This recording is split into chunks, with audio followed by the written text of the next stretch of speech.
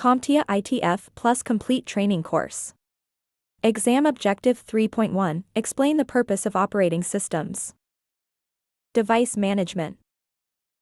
Device management is the process of controlling and coordinating the various hardware devices connected to a computer system.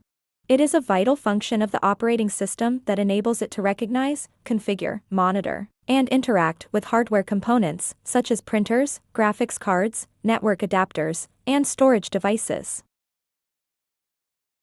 Device Manager in Windows is a built-in utility that allows users to manage hardware devices connected to their computer.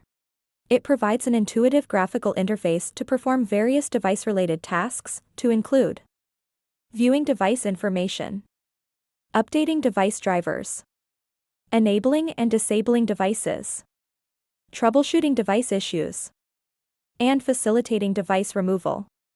To provide an example, if you were having trouble with a printer's driver, this would fall under the device management function of the operating system, and the Device Manager tool in Windows would be a great place to start your troubleshooting efforts.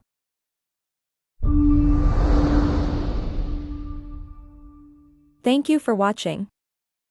Subscribe for more great content.